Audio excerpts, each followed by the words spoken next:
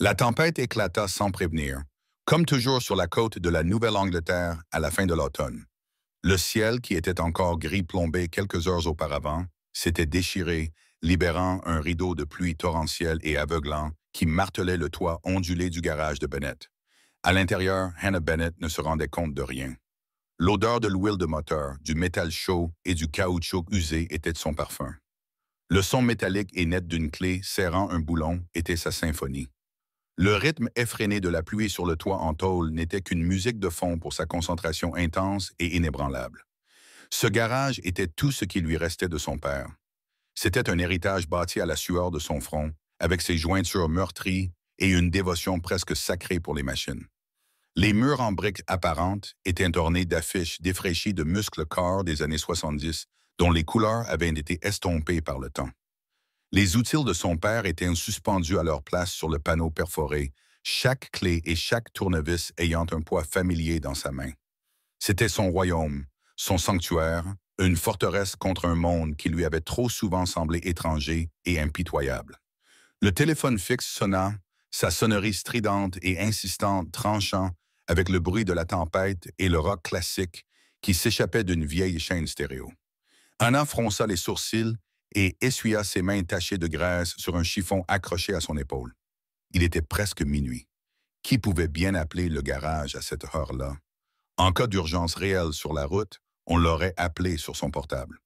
Garage Bennett, répondit-elle d'une voix un peu rauque à force de ne pas s'en servir, mais assurée. J'ai besoin d'un orteil, dit une voix masculine à l'autre bout du fil. Elle était grave, sonore et d'un calme déconcertant. Elle ne trahissait aucune panique, seulement l'agacement laconique d'un homme dont l'emploi du temps avait été interrompu de force. Route industrielle à environ 2 mètres à l'est de la sortie 17. Une Maserati Ghibli de 1967. Hannah cligna des yeux. Une Ghibli de 67? Ce n'était pas une voiture que vous aviez trouvée en panne sur le bas-côté, surtout pas sur une route industrielle déserte au milieu d'une tempête violente. D'accord, monsieur. Quel est le problème avec le véhicule? Il est complètement hors d'état de marche. Une pointe d'impatience se glissa dans son ton. Venez ici. Je serai là dans 20 minutes, dit-elle en jetant un coup d'œil par la fenêtre où la pluie semblait tomber en rideau. Restez dans votre véhicule. L'homme raccrocha sans un mot. Hannah soupira, éteignit la radio et attrapa son imperméable épais. Sa dépanneuse, une vieille Ford F350 cabossée mais extrêmement fiable qu'elle appelait «la bête», l'attendait juste devant. Alors qu'elle sortait du garage, l'obscurité et le déluge l'engloutirent. Les essuie-glaces menaient un combat perdu d'avance contre les assauts de la pluie. Leur claquement rythmique, claquement, claquement, claquement, était un battement hypnotique contre le chaos. Industrial Road était exactement comme son nom l'indiquait. Un ruban d'asphalte fissuré serpentant entre des entrepôts abandonnés et des usines silencieuses. Les lampadaires étaient rares et espacés, projetant des flaques de lumière étranges et isolés sur la chaussée mouillée. Hannah ralentit, ses yeux scrutant l'obscurité, puis elle le vit. La Maserati Ghibli était une ombre élégante et prédatrice sous la pluie, ses courbes gracieuses brillant sous les phares de son camion. Un homme se tenait à côté, indifférent à la tempête. Il était grand, large d'épaules et vêtu d'un costume sombre, impeccablement taillé qui semblait repousser l'eau. Ses cheveux noirs étaient trempés, collés à son front, mais il n'y prêtait aucune attention. Même de loin, Hannah pouvait sentir une aura émaner de lui, un calme déconcertant qui laissait présager un danger. Ce n'était pas un homme qui était jamais victime des circonstances. Elle arrêta le camion de remorquage. Ses feux orange d'avertissement commencèrent leur danse silencieuse dans la pénombre. Alors qu'elle sortait, le vent déchira son imperméable. L'homme se retourna et elle put voir son visage pour la première fois. Il était tout en angle vif et en plan dur, avec une mâchoire forte recouverte d'une barbe naissante et des yeux sombres et profonds qui la regardaient, non pas avec le soulagement d'un automobiliste en panne, mais avec le regard froid et évaluateur d'un prédateur. « Vous venez du garage? » demanda-t-il d'une voix encore plus froide et plus aiguë en personne. « Je suis le garage, » corrigea Hannah en gardant un ton neutre. Elle fit le tour de la Maserati, le faisceau de sa lampe frontale balayant la peinture impeccable. « Ouvrez le capot, » ordonna-t-il. Hannah se pencha sur le moteur V8 immaculé, une merveille d'art mécanique. Tout était propre, parfaitement entretenu. Elle vérifia la batterie, les câbles. Tout était en bon état. Essayez de le démarrer. Je ne suis pas un imbécile, déclara-t-il d'un ton sec. Il n'y a pas de courant, fit Anna en fronçant les sourcils. Cela n'avait aucun sens. Elle vérifia à nouveau que les bornes de la batterie étaient bien fixées, mais alors que sa lampe descendait plus bas, suivant le tracé de la conduite de carburant, elle se figea. Son cœur fit un bond. Il y avait une coupure, une entaille nette et délibérée à travers l'acier tressé du tuyau d'essence. De l'essence s'était échappée, mais la pluie torrentielle avait emporté la plupart des traces. Ce n'était pas une défaillance mécanique, c'était un sabotage. Le sang se glaça dans ses veines. Elle leva la tête, le faisceau de sa lampe frontale croisant son regard. Elle ne dit rien, mais il sembla percevoir la tension soudaine dans son attitude, le changement dans son expression. « Qu'y a-t-il » demanda-t-il, d'une voix toujours calme, mais désormais teintée d'une nouvelle intensité meurtrière. Anna déglutit, la gorge soudainement sèche. « Ce n'était pas un accident », dit-elle d'une voix à peine audible dans le hurlement du vent. « Votre conduite de carburant, elle a été coupée. » Un silence s'installa entre eux, plus lourd et plus suffocant que l'air étouffé par la tempête. Les yeux de l'homme se plissèrent. Il s'approcha, se penchant pour voir par lui-même. Il n'avait pas besoin d'être mécanicien pour comprendre les implications d'une coupure nette sur un composant vital.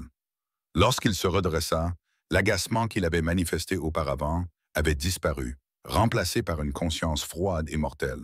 « Vous en êtes certaine? »« J'ai fait ça toute ma vie, » dit Anna, retrouvant un peu de sa confiance professionnelle. « J'en suis certaine. » Avant qu'il n'ait le temps de répondre, deux phares transpercèrent la pluie sur la route, se rapprochant de leur position. Lentement, trop lentement, un frisson qui n'avait rien à voir avec la pluie froide lui parcourut l'échine. L'homme ne broncha pas. Il déboutonna simplement sa veste de costume, un petit mouvement économique qui révéla un étui en cuir à l'épaule et le pistolet noir mat qui s'y nichait.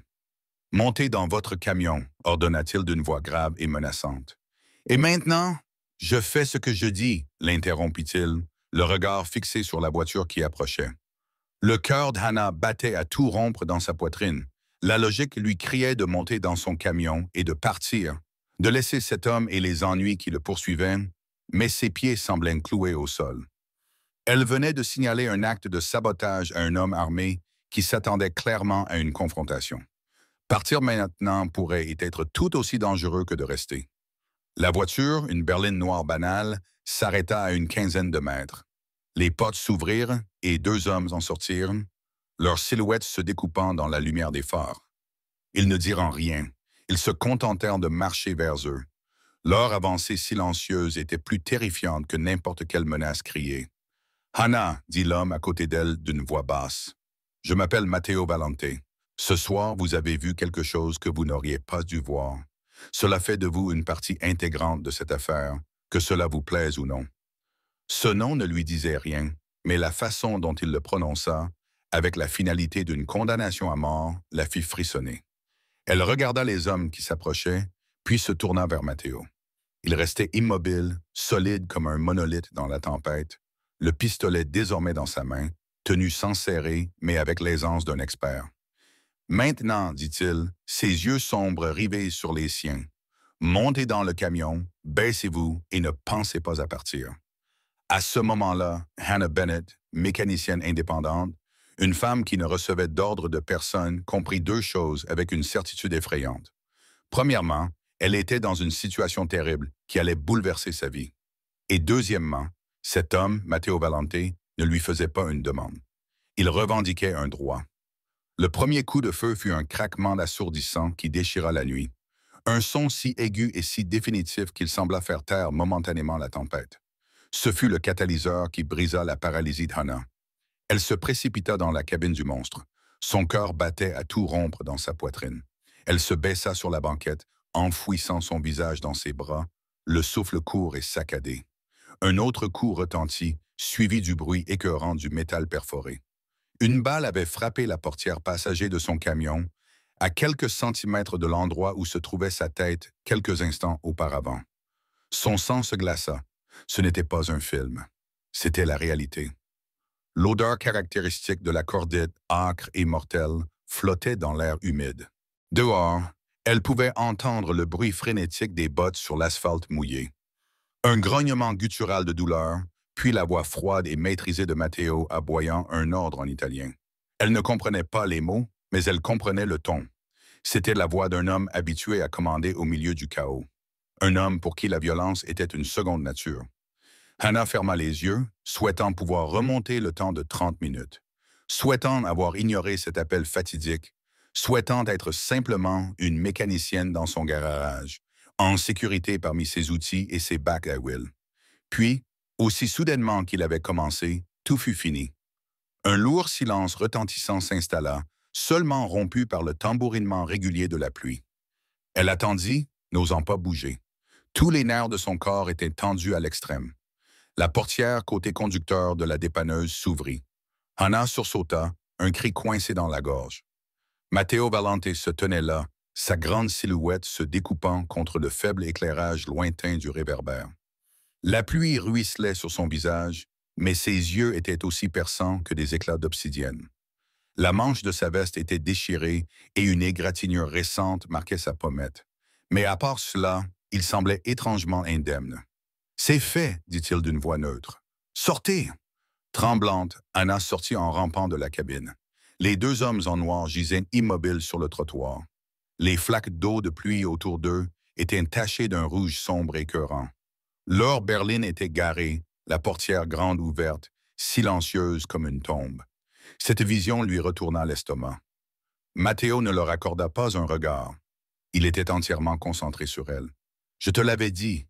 Tu as vu ce que tu n'aurais pas dû voir. » Il rangea son pistolet dans son étui d'un geste fluide et habile. « Ma voiture ne sert à rien ici. Nous prenons la tienne. »« Pour aller où ?»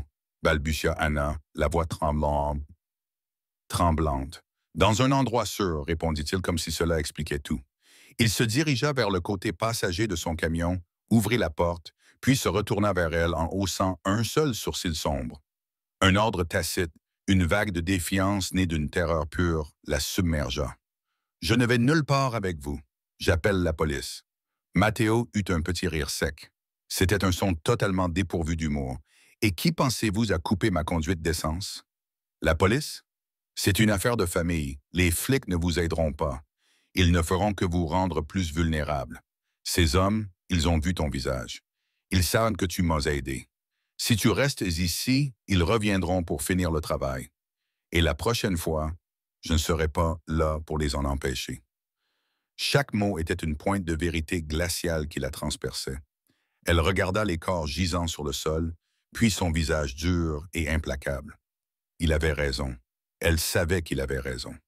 La peur glaciale la paralysait, mais sous cette peur, elle sentait naître un sentiment terrifiant de résignation. Elle avait basculé dans un monde où les règles normales ne s'appliquaient pas. Ce soir-là, elle avait perdu le passeport qui lui ouvrait les portes de son ancienne vie. Elle prit une profonde inspiration tremblante, l'air froid lui brûlant les poumons. Très bien. Le trajet de retour vers la ville fut surréaliste. Hannah conduisait, les mains crispées sur le volant, les jointures blanchies. Matteo était assis à côté d'elle, présence silencieuse et imposante qui remplissait le petit habitacle. Il lui donnait des indications à voix basse, la guidant à travers un labyrinthe de rues secondaires et de ruelles sombres qu'elle empruntait rarement. Il évitait habilement les artères principales et les regards indiscrets. Elle lui jeta des coups d'œil furtifs.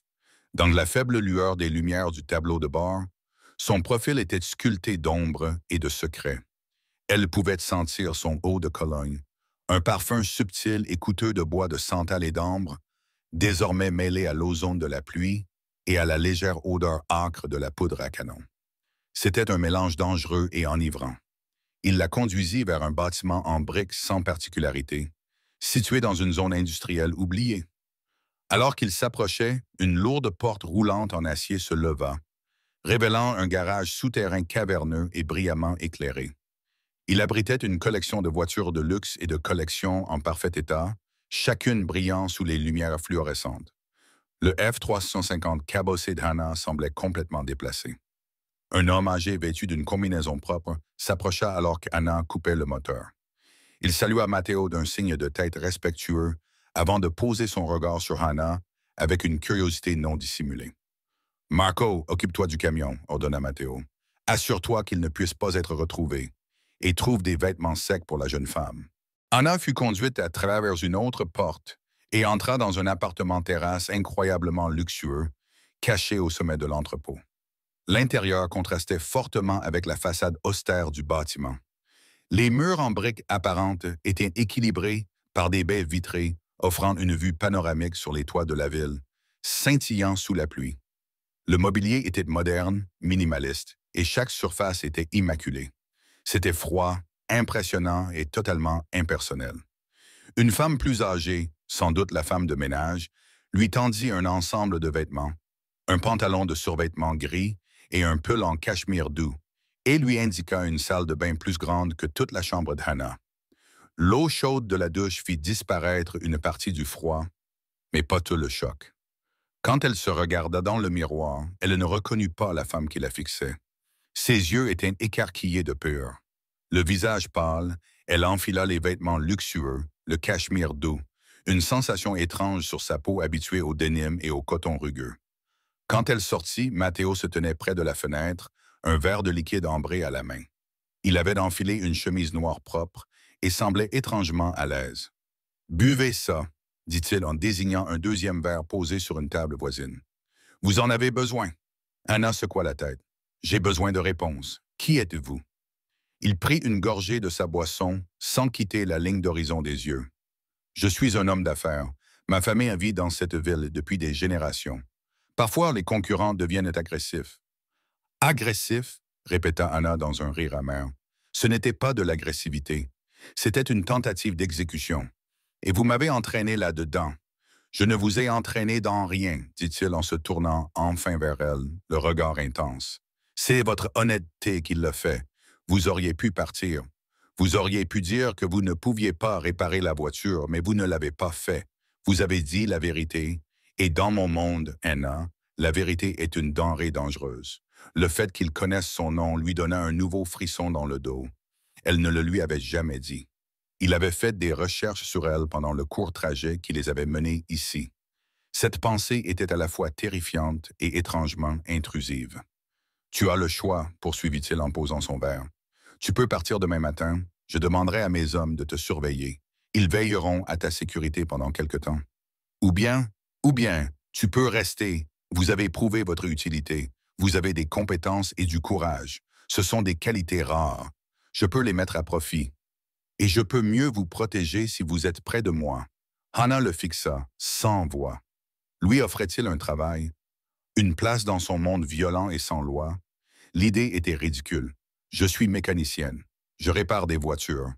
Je ne suis pas une gangster. J'ai plein de gangsters, dit-il, un soupçon de sourire effleurant ses lèvres. Ce qui me manque, ce sont des gens en qui je peux avoir confiance. Ce soir, tu n'as pas fui. Cela te rend plus digne de confiance que la moitié des hommes que j'ai à mon service. Il s'approcha d'elle, la forçant à pencher la tête en arrière pour croiser son regard. Réfléchis-y. Le choix t'appartient. Mais comprends bien que ton monde n'est plus celui que tu as quitté lorsque tu as répondu à cet appel, et qu'il ne sera plus jamais le même. Il la laissa alors seule dans le vaste penthouse silencieux. Hannah frissonna, mais ce n'était plus à cause du froid. Il avait raison. Elle ne pouvait pas revenir en arrière. Ces hommes avaient vu son visage. Où qu'elle aille, elle devrait regarder par-dessus son épaule. Le choix qu'il lui offrait n'était pas entre la liberté et la captivité. C'était entre être traquée seule ou être protégée par le loup alpha. Elle se dirigea vers la fenêtre, regardant la ville qu'elle avait considérée comme son foyer toute sa vie. Elle lui semblait désormais étrangère, un réseau de lumière et d'ombre rempli d'un danger dont elle n'avait jamais soupçonné l'existence. Ce soir, le voile avait été levé, et Hannah Bennett savait que quel que soit le chemin qu'elle choisirait, sa vie simple et prévisible, était terminée. Impossible de dormir. Chaque fois qu'Hannah fermait les yeux, elle se retrouvait sur cette route glissante sous la pluie, la scène éclairée par les éclairs des coupes de feu, les regards vides des hommes morts fixés sur rien. Elle fit les 100 pas dans le penthouse. Les fibres moelleuses du tapis persane procuraient une sensation étrange et dérangeante sous ses pieds nus. C'était une cage dorée, et elle était un oiseau qui s'y était envolé. L'aube se levait sur la ville, une traînée violette et grise sur le ciel d'après-tempête. Avec les premières lueurs du jour vint la résolution. Elle ne pouvait pas rester ici. Ce n'était pas son monde et elle ne voulait pas que cela le devienne. Elle accepterait son offre de protection, mais à distance. Elle retournerait dans son garage, à sa vie, et elle essaierait de recoller les morceaux de sa vie normale. Lorsque Matteo entra dans le salon peu après le lever du soleil, 2 tasses de café à la main, elle l'attendait. « Je veux rentrer chez moi », dit-elle d'une voix ferme, ne laissant aucune place à la discussion. Il l'observa longuement, ses yeux sombres semblant percer les couches de sa détermination, pour voir la peur qui bouillonnait encore en dessous.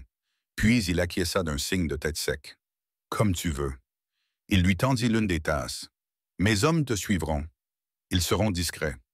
Si vous voyez quoi que ce soit qui vous semble suspect, appelez ce numéro. » Il posa un téléphone jetable fin et sans particularité sur la table basse en marbre. Il ne compose qu'un seul numéro, le mien. Son acquiescement facile était désarmant. Elle s'était préparée à une dispute, à ce qu'il insiste pour qu'elle reste. Son simple accord était en quelque sorte plus déconcertant. Le trajet de retour vers le garage de Bennett fut tendu et surréaliste. Elle savait qu'elle était suivie, mais les berlines ombres qu'il utilisait étaient impossibles à distinguer des autres voitures sur la route. Le sentiment d'être observé, d'être blessé de manière invisible, lui donnait la chair de poule. Lorsqu'elle tourna enfin dans sa rue, un sentiment familier de soulagement l'envahit. C'était son territoire. Mais lorsque le garage apparut, son soulagement se transforma en horreur. Son cœur se serra dans sa poitrine. La lourde porte roulante avait été forcée, sa surface métallique était déformée et tordue. La fenêtre de son petit bureau était brisée, des éclats de verre scintillants jonchaient le trottoir humide. « Non », murmura-t-elle en mettant le camion au point mort et en sortant précipitamment de la cabine avant même qu'il ne soit complètement arrêté. L'intérieur était le théâtre d'une destruction calculée. Des outils étaient éparpillés sur le sol. La voiture sur laquelle elle travaillait, une Mustang très prisée d'un client, un pick-up vintage qu'elle était en train de restaurer, avait les pneus crevés et le pare-brise fissuré en toile d'araignée. Son petit bureau avait été saccagé, les papiers et les manuels jetés partout, les tiroirs tirés et renversés. Ce n'était pas seulement du vandalisme. Ils avaient cherché quelque chose. Anna se tenait debout au milieu des décombres de l'œuvre de sa vie, envahie par une rage froide et violente. Ils avaient violé son sanctuaire. Ils avaient profané l'héritage de son père. La colère, brûlante et clarifiante, avait consumé les derniers vestiges de sa peur. Le téléphone jetable lui semblait lourd comme du plomb dans sa poche. Elle le sortit, ses doigts étonnamment fermes lorsqu'elle appuya sur le seul bouton d'appel. Il répondit dès la première sonnerie. « Qu'y a-t-il? »« Ils sont venus ici, » dit Anna, la voix tremblante de rage. « Ils ont détruit mon garage. » Il y eut un moment de silence absolu à l'autre bout du fil. « Alors, ne touche à rien. J'arrive. » 20 minutes plus tard, un SUV noir immaculé aux vitres teintées s'arrêta silencieusement le long du trottoir. Matteo en sortit, flanqué de 2 hommes bâtis comme des armoires à glace. Il examina les dégâts, ses yeux froids, enregistrant chaque détail de la violation. Il ne dit rien, mais une colère palpable et dangereuse émanait de lui. Il s'arrêta à côté d'Hannah, son regard balayant le chaos.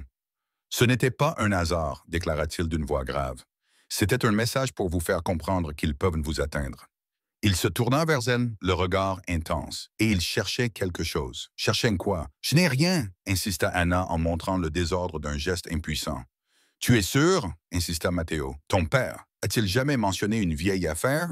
Une faveur due? Quelque chose qu'il aurait pu avoir sur quelqu'un ?» Anna fronça les sourcils en fouillant dans ses souvenirs.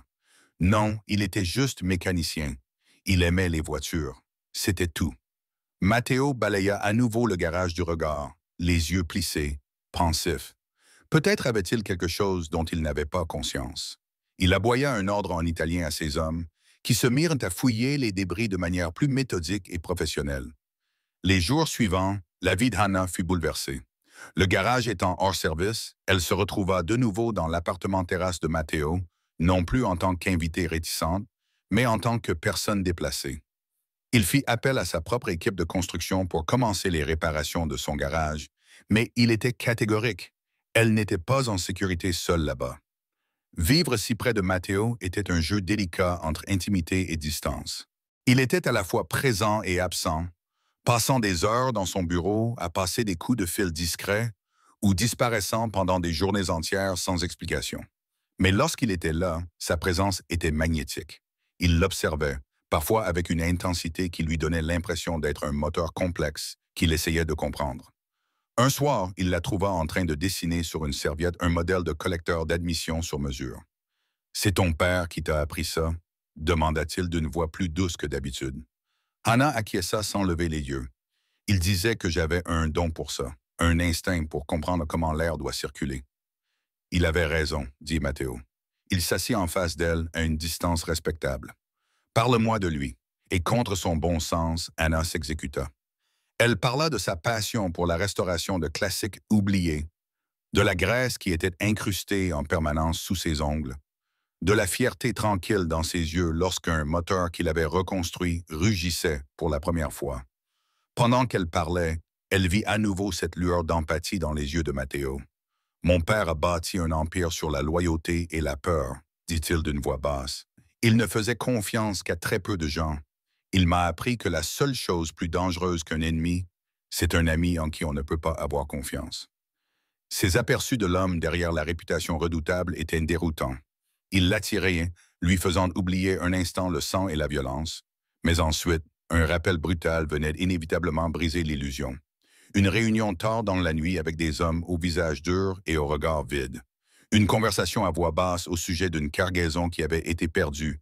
Une mention désinvolte d'un rival qui ne serait plus un problème. Elle vivait dans un état de dissonance cognitive, déchirée entre la réalité terrifiante de son monde et le lien inattendu qu'elle ressentait avec l'homme qui en était le centre. C'était un tueur, un chef du crime organisé, mais c'était aussi la seule personne qui se dressait d'entre elle et les hommes qui avaient détruit sa maison. Une semaine après le cambriolage, l'un des hommes de Matteo, Marco, l'aborda dans le garage souterrain. Il lui tendit une vieille boîte à outils en acier très lourde. C'était celle de son père. « Nous avons trouvé ça dans le grenier, » dit Marco. « Le fond est inhabituel. » Hannah l'a pris, le cœur battant. Elle connaissait cette boîte à outils. C'était la première de son père, celle qu'il avait utilisée à ses débuts. Elle passa ses mains sur les bosses et les rayures familières. En la retournant, elle comprit ce que Marco voulait dire. La plaque du fond était plus épaisse qu'elle n'aurait dû l'être. Elle trouva la jointure presque invisible et, à l'aide d'un couteau fin qu'elle avait dans sa poche, l'ouvrit. À l'intérieur du double fond, niché dans un rembourrage en mousse taché d'huile, il n'y avait pas d'outil. C'était un petit disque dur externe élégant.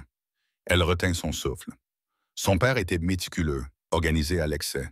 Il n'était pas du genre à cacher des choses. Quoi que ce soit, c'était important et secret.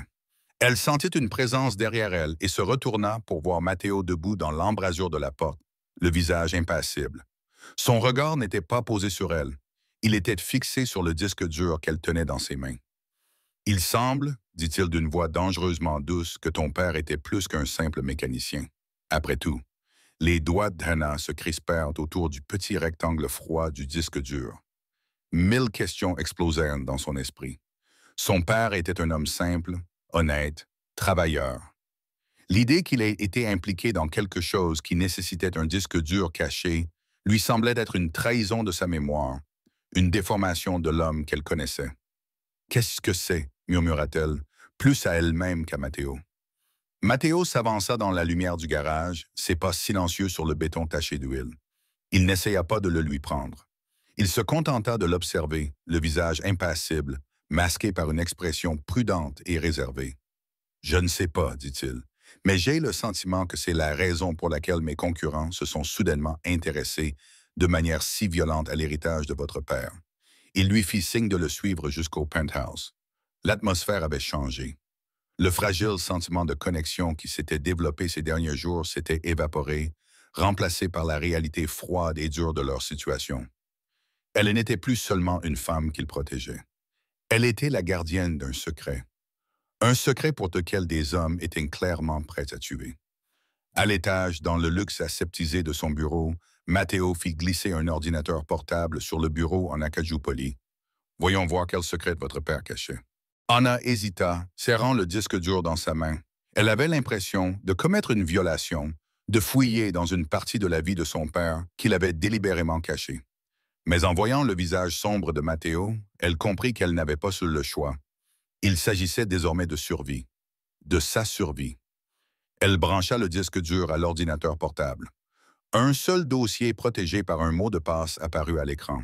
Il était intitulé d'un simple mot, Amelia. Anna eut le souffle coupé. Melia, c'était le nom de sa mère. Sa mère était morte dans un accident de voiture quand Anna était encore enfant. Son père en parlait rarement. La douleur était encore trop vive, même après toutes ces années. Quel rapport sa mère pouvait-elle bien avoir avec tout cela? Qu'est-ce que c'est? Demanda Matteo, sentant sa réaction. C'est le nom de ma mère, répondit-elle. La voix tendue, elle tapa le nom dans le champ du mot de passe. Accès refusé. Elle essaya la date de naissance de sa mère.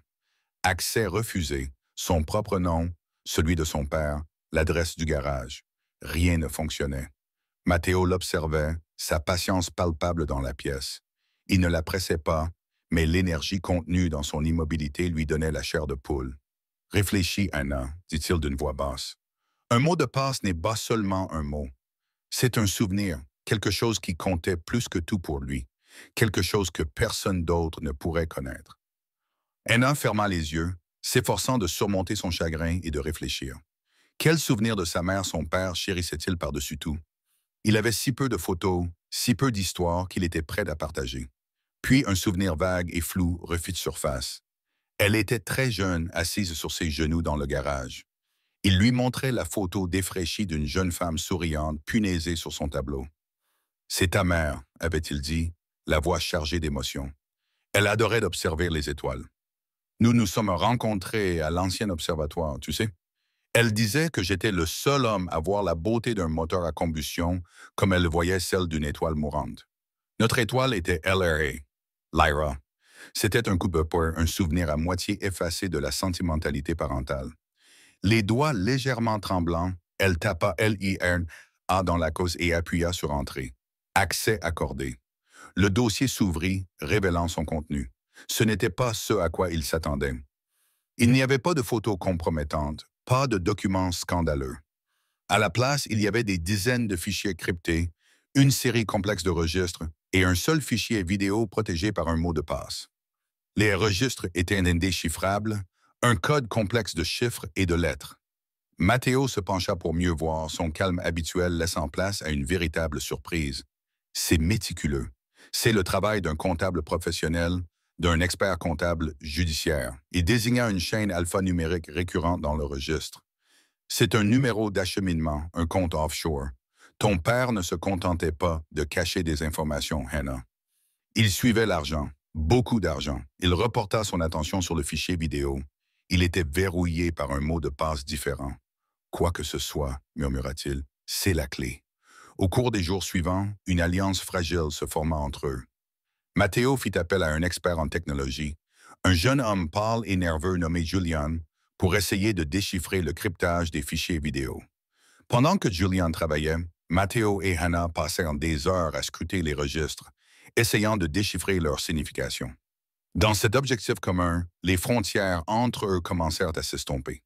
Il vit son esprit vif et analytique à l'œuvre, un esprit capable de déconstruire un moteur complexe avec la même logique que celle qu'elle appliquait aux chiffres codés. Elle vit en lui un côté stratégique, intelligent et impitoyablement concentré. Il n'était pas seulement un voyou qui régnait par la force. Il était le PDG d'une entreprise criminelle, un roi défendant son conseil d'administration.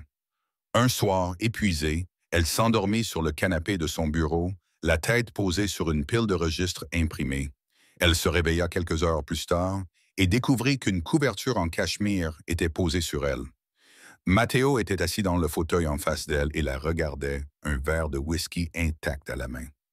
Les traits durs de son visage s'étaient adoucis dans la pénombre. « Tu devrais être dans un lit », dit-il d'une voix grave. « Je rêvais de carburateur », marmonna-t-elle, encore à moitié endormie.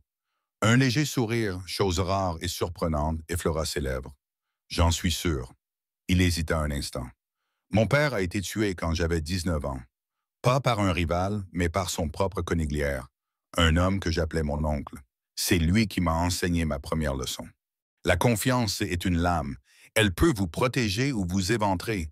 Tout dépend de la main qui la tient. » Anna s'assit, serrant la couverture autour d'elle. « Pourquoi me racontez-vous cela? » Ses yeux sombres rencontrèrent les siens. Et pour la première fois, elle y vit une vulnérabilité brute. Parce que je ne sais plus qui tient l'arme.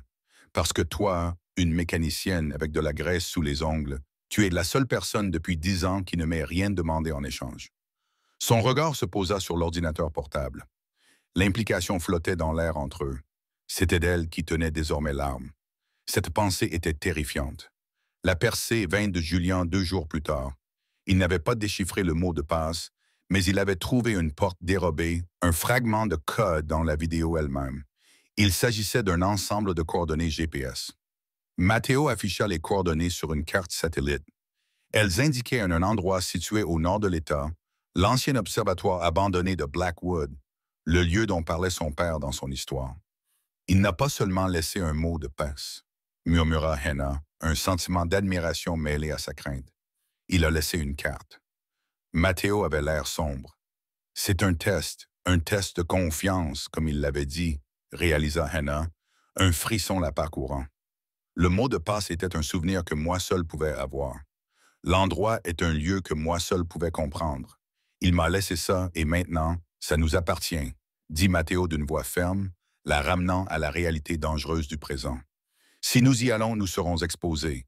Ceux qui recherchent cet objet sauront que nous avons trouvé la solution. Ils nous attendront.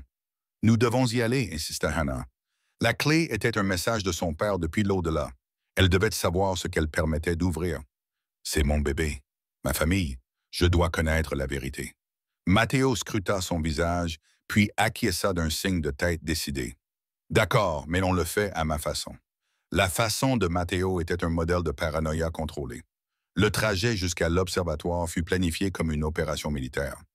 Il ne prendrait pas une voiture de luxe qui attire l'attention, mais une berline banale, fortement modifiée, avec des vitres pare-balles et un moteur surpuissant. Il n'irait pas seul. 2 autres voitures remplies des hommes les plus fidèles de Matteo suivraient des itinéraires décalés, servant à la fois d'éclaireurs et d'arrière-garde potentiels. Ils partiraient dans l'obscurité précédant l'aube, à un moment où la ville était le plus endormie.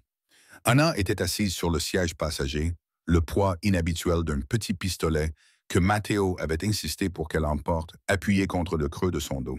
Il avait passé 1 heure avec elle dans le garage souterrain, lui montrant patiemment comment manier l'arme, ses grandes mains fermes guidant les siennes.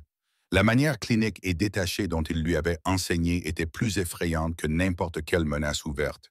C'était une compétence nécessaire dans son monde, aussi fondamentale que respirer.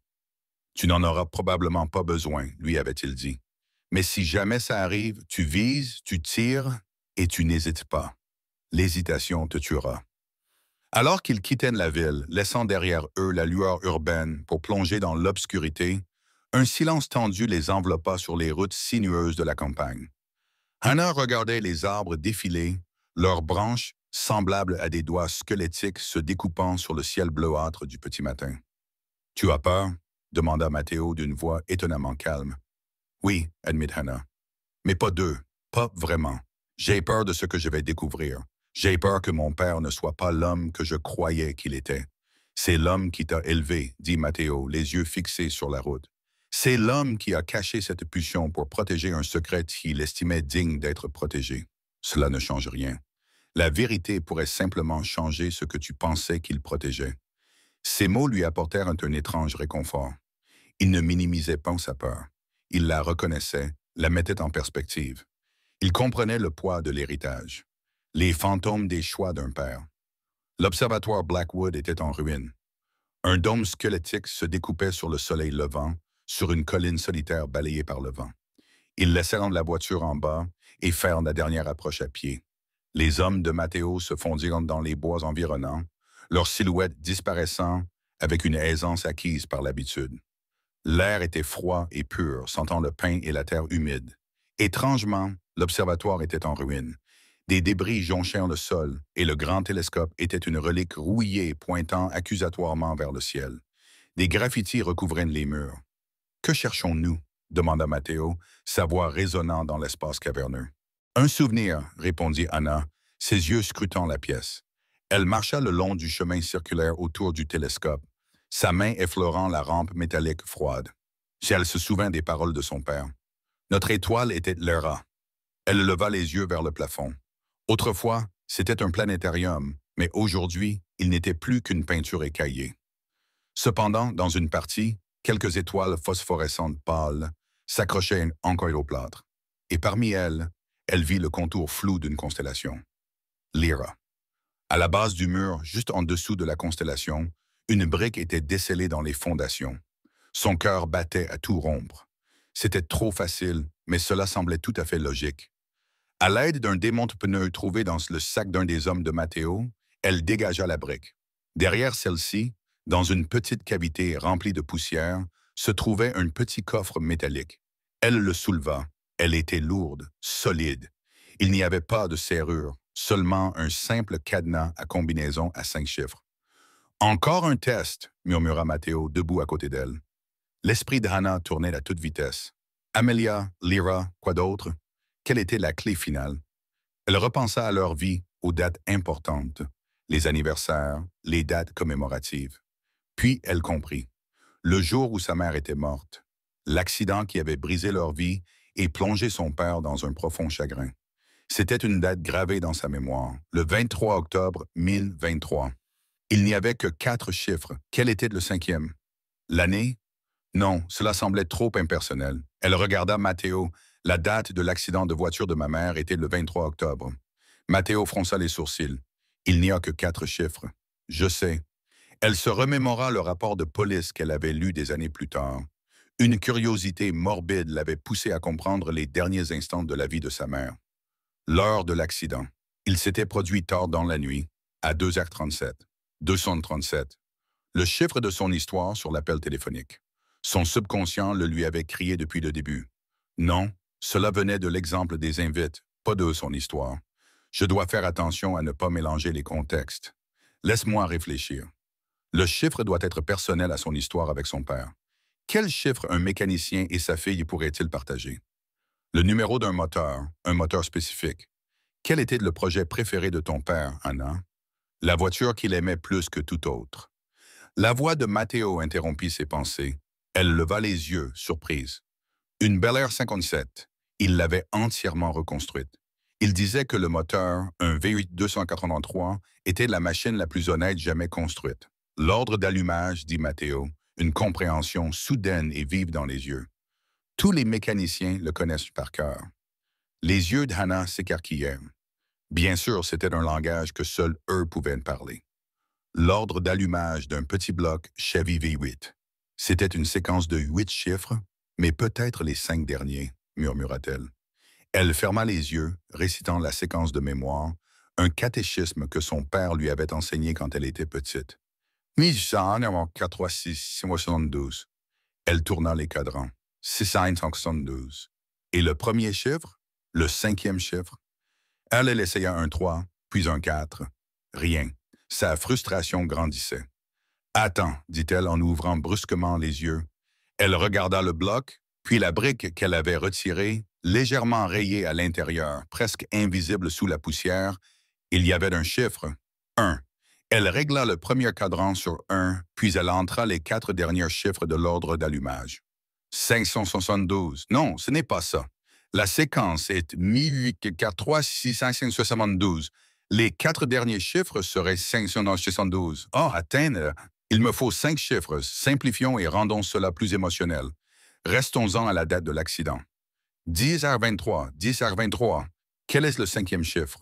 Le numéro de la chambre d'hôpital de sa mère. Non, trop obscur. Le numéro de l'autoroute. Et si c'était le nombre d'années pendant lesquelles ils ont été mariés? Son père l'avait mentionné une fois. 17 ans. Pas assez. Donc 7 est la date 1023 à 1. 17, 7, 23. Trop. 7, 10, 23. Peut-être 1 à 7 l'un dans 2. Essayons ça. Elle régla les cadrans. 1 à 7 en 2. Clic. La serrure s'est ouverte. Pendant un instant, ils l'ont tous deux regardé fixement. Puis, les mains tremblantes, Hannah a soulevé le couvercle. À l'intérieur, posé sur un lit de velours jauni, se trouvait un journal relié en cuir et une seule clé en argent ouvragée. Il y avait également une enveloppe épaisse. Hannah a d'abord ouvert l'enveloppe. Elle était remplie de photos. Des photos de son père, plus jeune, souriant, debout à côté d'un autre homme. Un homme aux yeux sombres familiers et à la mâchoire carrée. Un Matteo beaucoup plus jeune. Non, pas Matteo. C'était son père, Antonio Valente, l'homme qui avait régné sur le monde souterrain de la ville avant lui. Et sur plusieurs photos, un autre homme se tenait avec eux. Un homme au sourire cruel et au regard froid qu'elle ne reconnaissait pas. Son père n'était pas seulement un mécanicien. Il était le confident d'Antonio Valente, son ami. Elle ouvrit le journal. La première page était une lettre écrite de la main soignée de son père. Ma très chère Hannah, si tu lis ceci, c'est que je ne suis plus là. Dans le passé, j'ai essayé désespérément d'enterrer être trouvé. Pour cela, je suis infiniment désolé. Je n'étais pas seulement un mécanicien. J'étais le gardien des secrets d'un homme que je considérais comme un frère, Antonio Valente. C'était un homme dangereux, mais il avait un code d'honneur. Mais l'honneur est une chose rare dans ce milieu. Il a été trahi et assassiné, non pas par ses ennemis, mais par son partenaire, un homme nommé Marcus Falcone. Anna eut le vertige. Falcone. C'était le nom de la famille rivale qui traquait désormais Matteo. Antonio savait que Falcone complotait contre lui. Il m'a confié les preuves, les registres, la preuve de la trahison de Falcone et cette clé. Il a dit qu'elle ouvrirait toutes les portes. Il m'a fait promettre de la garder en sécurité, de ne la donner qu'à son fils, Matteo, lorsque le moment serait venu où Matteo serait prêt à voir la vérité. J'ai tout caché pour toi, pour ta sécurité. J'ai fui cette vie pour t'offrir une vie normale. Les registres sur le disque dur sont la trace des crimes de Falcone. Mais la vidéo, le mot de passe, c'est la clé dans cette boîte. Anna regarda la clé en argent. Ce n'était pas une clé de porte. La tête était une clé USB. Le mot de passe, c'était la clé. Falcone Matteo poussa un sifflement venimeux. Il lisait par-dessus son épaule. Il a assassiné mon père. Toute ma vie, on m'a dit que c'était le gang O'Malley de l'Ouest. Un mensonge. Un mensonge que m'avait raconté Falcone lui-même, qui m'avait ensuite juré fidélité après la mort de mon père. La profondeur de cette trahison était stupéfiante. C'était l'histoire qu'il lui avait racontée, celle de la confiance comme une lame, jouée à une échelle qu'elle pouvait à peine comprendre. La clé, dit-il, la voix tendue par une fureur contenue. C'est le mot de passe pour la vidéo. Ils n'ont pas attendu. Ils ont dévalé la colite, pressés par l'urgence, par une tension palpable entre eux. Dans la voiture, Anna a branché le disque dur et la clé dans l'ordinateur portable. Le mot de passe de la vidéo est apparu. Elle a inséré la clé USB. Le message a disparu. La vidéo s'est ouverte.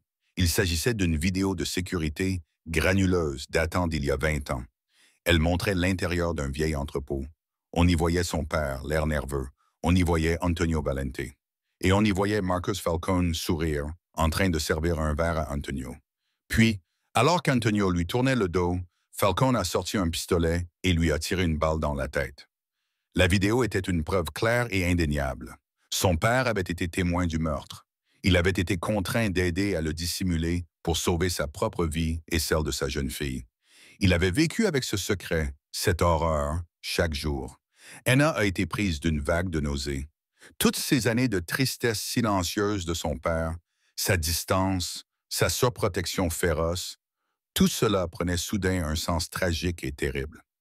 Matteo regardait l'écran, le visage impassible comme un masque de pierre. Mais Hannah pouvait voir le muscle de sa mâchoire se contracter, ses jointures blanchies par la tension sur le bord de l'ordinateur portable. Il regardait le meurtre de son père. Il regardait le moment où toute sa vie était devenue un mensonge. Lorsque la vidéo se termina, il ferma l'ordinateur portable d'un clic final silencieux. La voiture était silencieuse, à l'exception du ronronnement du moteur. Maintenant, nous connaissons la vérité, dit Hannah doucement. Matteo se tourna vers elle, et la froide fureur dans ses yeux la fit tressaillir. C'était un enfer. Connaître la vérité ne suffit pas, dit-il d'une voix étrangement calme. Maintenant, nous allons obtenir justice. Falcone a une fille. Elle s'appelle Isabella. Nous allons leur rendre visite. Anna sentit son sang se glacer. Il ne s'agissait plus de se cacher ou de survivre. Il déclarait la guerre. Et il venait de faire d'elle son soldat le plus important. La guerre ne fut pas une explosion dramatique. Elle commença par une série de mouvements calmes et délibérés.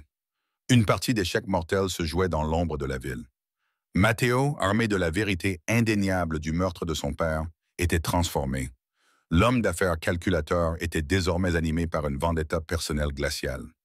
Chaque action était précise, chaque ordre donné avec une clarté effrayante. Et au cœur de la tempête se trouvait Anna, qui n'était plus seulement une mécanicienne, mais la gardienne de la vérité, le catalyseur improbable du règlement de compte sanglant d'un empire. Elle ne voulait pas de cela. Une partie d'elle, celle qui s'accrochait encore à l'odeur de la graisse et à la simple satisfaction d'un moteur ronronnant, lui criait de s'enfuir. Mais où pouvait-elle aller? Falcone savait qui elle était. La vidéo, les registres, c'était l'héritage de son père.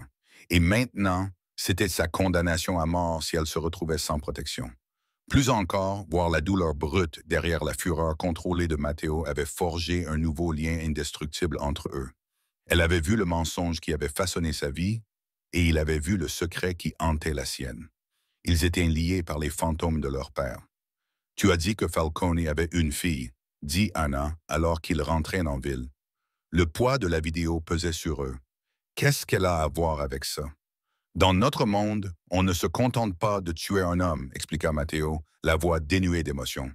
On démantèle son héritage. On lui prend ce qu'il a de plus cher. Marcus Falcone adore sa fille. Elle est sa seule faiblesse, la seule chose belle dans sa vie immonde. Nous n'allons pas lui faire de mal, nous allons l'utiliser pour le faire sortir de sa cachette. Le plan était audacieux. Il y avait un gala de charité annuel organisé par l'élite de la ville, un événement où des hommes comme Matteo et Falcone pouvaient prétendre être des philanthropes civilisés. Isabella Falcone était l'une des organisatrices de l'événement. Matteo avait l'intention d'être son cavalier, et Hannah serait là avec lui. Moi, à un gala? Hannah rit d'un rire amer et sans humour. Regarde-moi, Matteo. Je possède 2 paires de jeans et une douzaine de t-shirts tachés. Je détonnerai complètement. Tu seras la plus belle femme de la salle, affirma Matteo. Ce n'était pas un compliment, mais un fait, je m'en occuperai. Les 48 heures suivantes furent un véritable tourbillon. Une équipe de stylistes débarqua dans le penthouse, des femmes au regard perçant et munies de maîtres rubans, qui poussèrent des cris d'horreur en voyant les mains calleuses de Hannah, mais dont les expressions se transformèrent en admiration professionnelle devant sa silhouette grande et athlétique. Elles apportèrent des robes en soie et en satin, des bijoux qui brillaient d'un feu froid et des talons qui ressemblaient à d'élégants instruments de torture. Anna se tenait devant un miroir en pied, une inconnue la regardait en retour. Elle portait une robe vert émeraude qui épousait ses courbes, la couleur faisant ressortir la flamme de ses yeux noisettes. Ses cheveux, habituellement attachés en une queue de cheval désordonnée, étaient coiffés en boucles douces et élégantes. La graisse sous ses ongles avait disparu, remplacée par une manucure parfaite. Elle était belle, mais elle se sentait comme une imposteur, une poupée habillée pour un jeu dangereux. Matteo entra dans la pièce et s'arrêta net sur le seuil. Il portait un smoking parfaitement taillé qui le faisait ressembler à l'homme puissant et dangereux qu'il était. Pendant un instant, le masque du contrôle glissa et ses yeux s'écarquillèrent avec quelque chose qui ressemblait à une véritable admiration. Il ne dit rien, mais son regard la balaya, intense et possessif. Dans ce regard, elle sentit un danger d'un autre genre, une attraction qui n'avait rien à voir avec les armes à feu, mais tout à voir avec l'alchimie brute et indéniable qui crépitait entre eux. « Émeraude, dit-il enfin d'une voix grave et rauque, elle est assortie au gibli de ton père. » Il lui tendit un écrin en velours, dans lequel se trouvait un délicat collier en diamant. « Il appartenait à ma mère. Elle aurait voulu que tu le portes. » Il le lui passa autour du cou, ses doigts effleurèrent sa peau, lui envoyant une décharge électrique. Il se tenait proche, le parfum de son eau de Cologne l'enveloppant.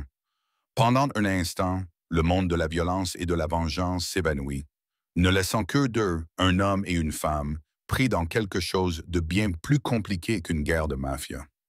Le gala était une façade scintillante, une mer de sourires factices, d'accords chuchotés et de champagne.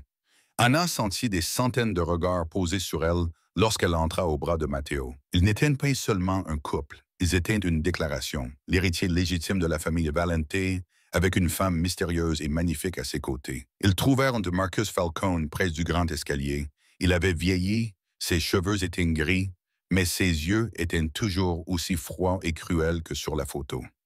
Lorsqu'il les vit, son sourire vacilla pendant une fraction de seconde. Une belle jeune femme vêtue d'une robe de créateur se présenta comme étant sa fille Isabella. Elle était charmante et chaleureuse, complètement inconsciente du nid de vipères dans lequel elle vivait. Matteo, dit Falcone d'une voix douce comme de la soie, je suis ravi de vous voir et vous avez amené une invitée. Son regard se posa sur Hannah et elle ne put déchiffrer la lueur qui brillait dans ses yeux. Reconnaissance? Méfiance? Hannah Bennett, dit Matteo en posant sa main de manière possessive sur le boss de son dos.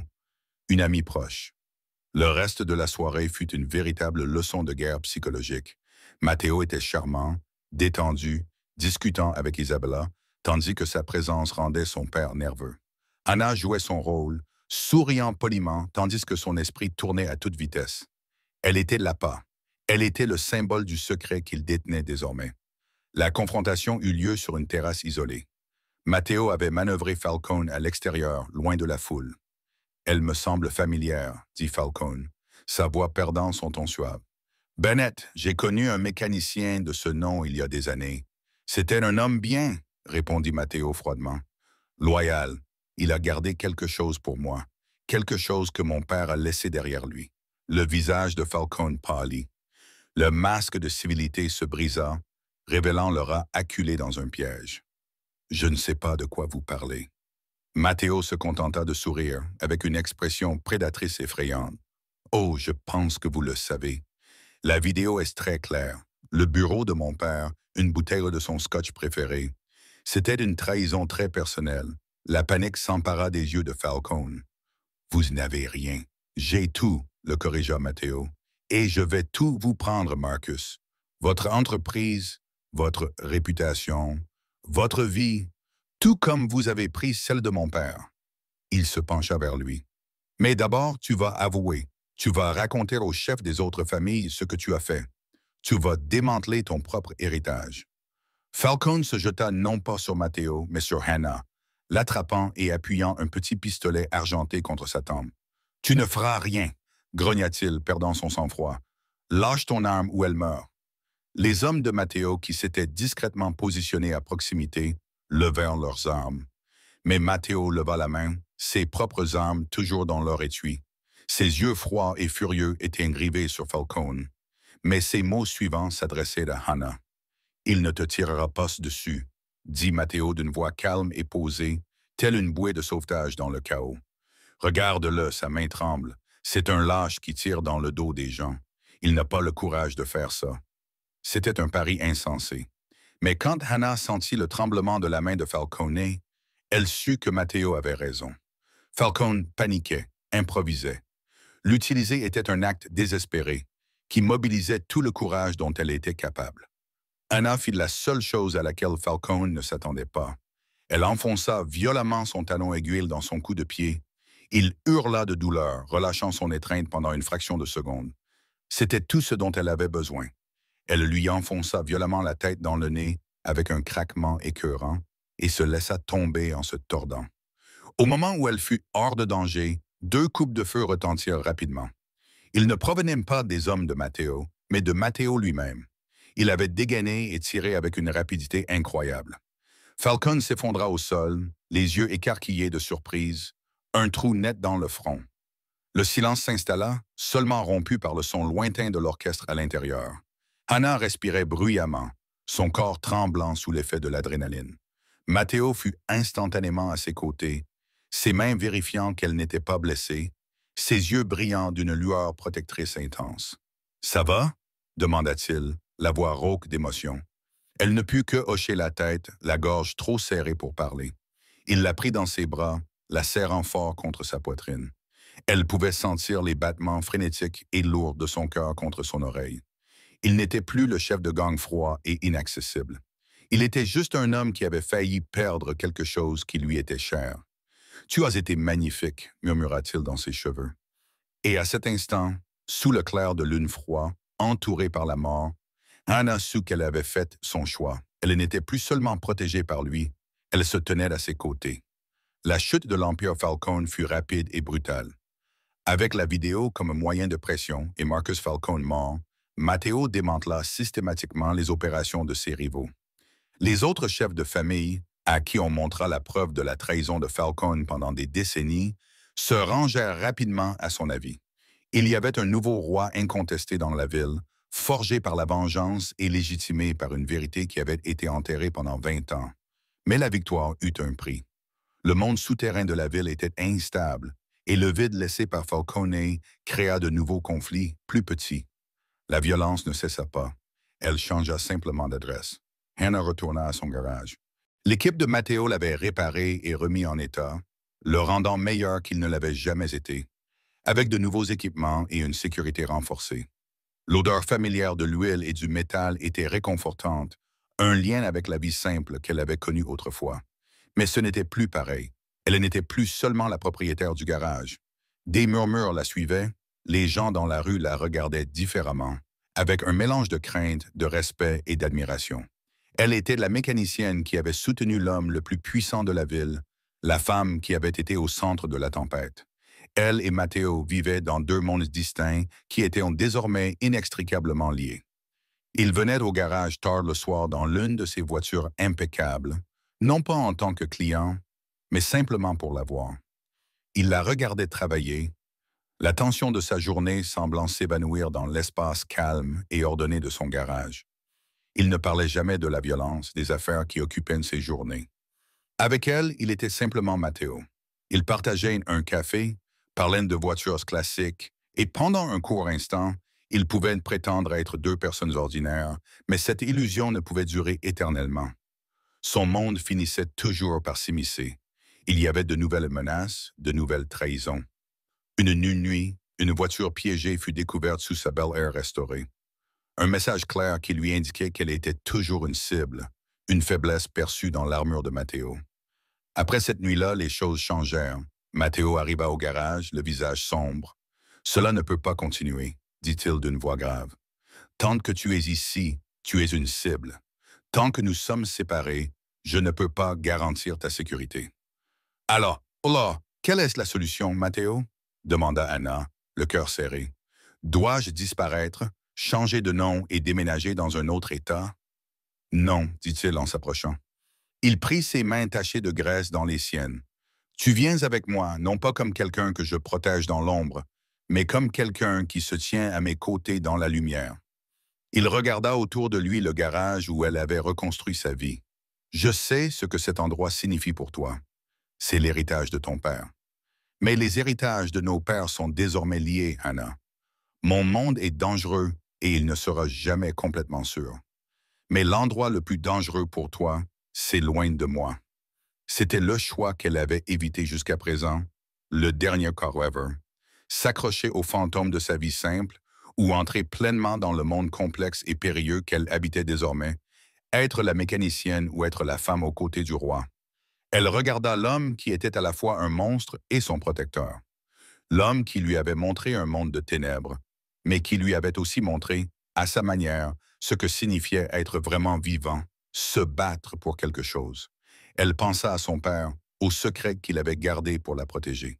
Il avait fui cette vie, mais elle n'était pas son père, elle ne pouvait pas fuir. « D'accord, Matteo, dit-elle d'une voix calme mais ferme. Je viendrai avec toi. » Sa vie devint un paradoxe. Le jour, elle continuait à travailler dans son garage. C'était son ancrage, son lien avec celle qu'elle avait été. Marco, le mécanicien plus âgé et de confiance de Matteo, travaillait désormais avec elle, tel un ange gardien silencieux en salopette. Mais elle passait ses nuits dans le penthouse, dans un monde de stratégie, de pouvoir et de danger omniprésents. Elle apprit à reconnaître les visages des capitaines de Matteo, les noms de ses ennemis. Son esprit analytique aigu, autrefois utilisé pour diagnostiquer les moteurs, servait désormais à repérer des failles dans les plans de sécurité, à remarquer les incohérences dans les rapports. Elle n'était pas une gangster, mais elle était une reine dans ce royaume obscur. Son conseil était apprécié, sa présence respectée. Leur relation n'était pas celle d'une vie domestique tranquille. Elle s'était forgée dans la crise, tempérée par le danger. Leur moment de paix était volé. Des intermèdes précieux dans une vie vécue en état d'alerte, mais ils étaient réels. Dans ses bras, elle trouvait une étrange sécurité. En sa présence, il trouvait une certaine paix, un lien avec un monde d'honnêteté et d'intégrité qu'il croyait perdu à jamais.